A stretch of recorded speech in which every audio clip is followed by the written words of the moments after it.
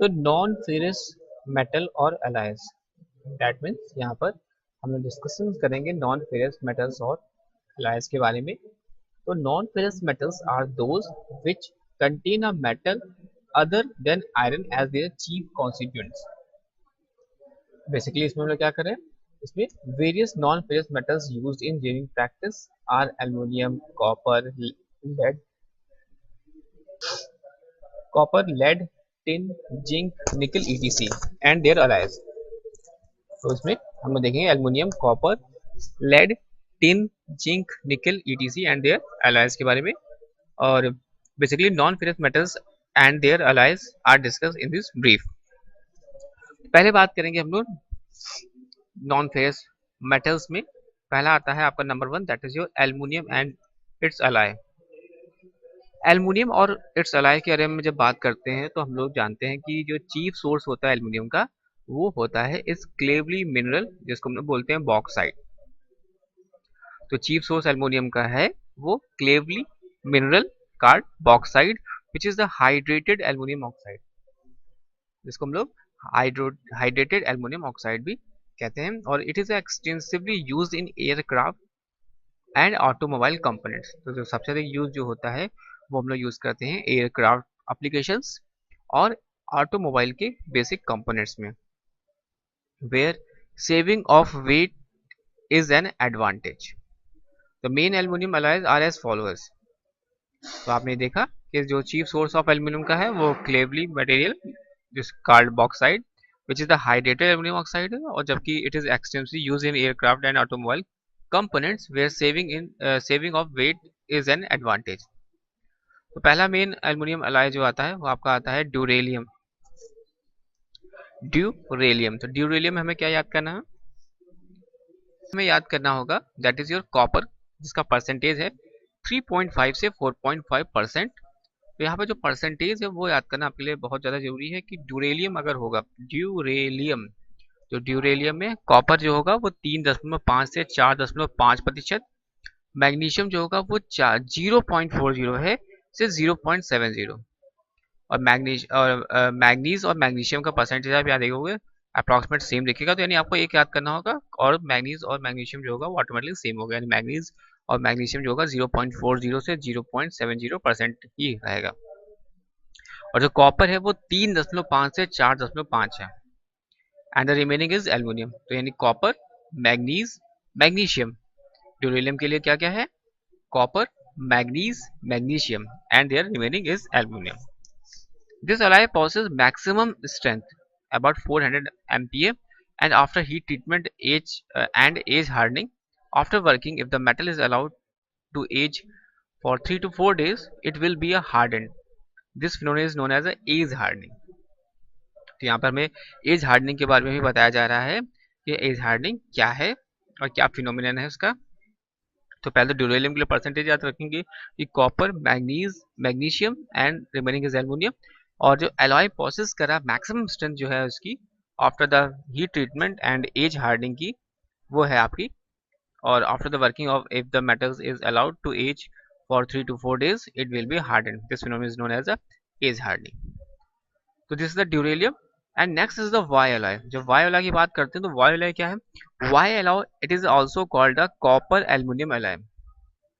वो क्या कहला रहा है, it is also called a copper aluminum alloy, or this composition of this alloy is follows, that is copper is equal to 3.5 से 4.5%, manganese 1.2 से 1.7%, निकल 1.8 से 2.3%। तो आपको क्या याद करना है, कॉपर 3.5 से 4.5%, मैग्नीज 1.2 से 1.7%, निकल 1.8 से 2.3%, जबकि सिलिकॉन, मैग्नीशियम, मैग्नीशियम आयरन जो कि 0.6% है ईच। पहले ड्यूरेलियम हम देखा, जब वाई एलॉय की बात करें तो वाई एलॉय को हमें ध्यान रखना है कि वाई एलॉय को हम लोग कॉपर एल्युमिनियम एलॉय भी बोलते हैं। अब कॉपर एल्युमिनियम एलॉय बोलते हैं तो दैट मीन्स में जो परसेंटेज है वो याद रखना होगा कि इसमें भी जो कॉपर वो 3.5 से 4.5% है, लेकिन इसमें जो मैग्नीज की क्वांटिटी है वो 1.2 से 1.7% है, जबकि ड्यूरेलियम हमने देखा था कि वो 0.40 से 0.70 थी। निकिल यहाँ पर जो है वो भी काफ़ी ज़्यादा है, 1.8 से लेकर 2.3%। अब यहाँ पे क्या हो गया, कॉपर हो गया, निकिल हो गया ज़्यादा क्वांटिटी में, तो इसलिए हम यहाँ पर देख सकते हैं इसकी प्रॉपर्टीज़ में क्या हो जाएगा, दैट इज सिलिकॉन मैग्नीशियम जो है और आयरन जो है वो 0.6% है, और रिमेनिंग इज एल्युमिनियम। तो this alloy is heat treated and is hardened like duralium.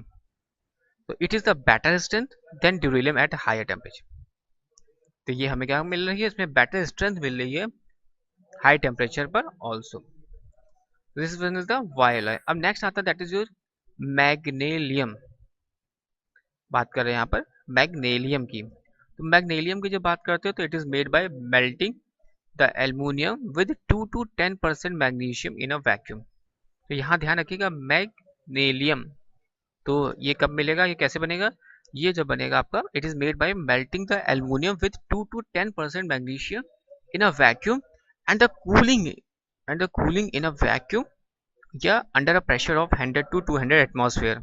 It also contains about 1.7% of copper। तो क्या क्या याद रखना है आपको कि मैग्नीशियम के लिए it is made by melting the aluminium with 2 to 10% magnesium in a vacuum and then cooling in a vacuum in a vacuum under a pressure of 100 to 200 atmosphere। It also contains about 1.7% copper। बात करेंगे next हिंडोलियम। हिंडेलियम it is an alloy of aluminum and magnesium with a small quantity of chromium। It is produced as a rolled product in 16 gauge mainly anodized utensil manufacture। तो पहले हमने देखा कि ड्यूरेलियम में copper manganese और magnesium, वायोलाय में copper manganese और nickel.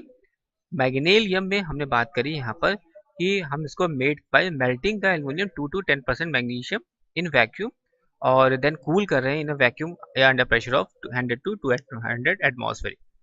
It also contains about 1.75% of copper. फिर हिंडोलियम की जब बात करें, हिंडोलियम में ध्यान रखिएगा it is an alloy of aluminium and magnesium with a small quantity of chromium. इसमें बहुत ही स्मॉल क्वांटिटी ऑफ क्रोमियम को भी यूज़ किया जाता है, लेकिन अदर मतलब जो वायोलाइम और ड्यूरेलियम और मैग्नीशियम में थे इसमें हमने क्रोमियम का यूज़ नहीं किया था। It is produce as a rolled product in a 16 gauge mainly for anodize utensil manufacture. तो एल्युमिनियम और उसके अलाय की जब बात करेंगे तो एल्युमिनियम और उसके अलाय में हम लोग बात करेंगे ड्यूरेलियम की, वायोलाय की, मैग्नीशियम की और हिंडेलियम की। These are the aluminium and its alloy. और देखिए हमने जैसे यहाँ पढ़ा था कि एल्युमिनियम का जो मेन सोर्स है वो आपका source of aluminium is the clayey mineral called bauxite और which is the hydrated aluminium oxide और it is extensively used in aircraft और automobile components where saving of weight is an advantage. तो main aluminium alloy कौन कौन से होंगे, ड्यूरेलियम, Y alloy, magnesium और हिंडोलियम। इसको आपको याद करना है और साथ ही साथ इसके जो कंस्टिट्यूएंट्स हैं उनको याद करना है, उनके परसेंटेज।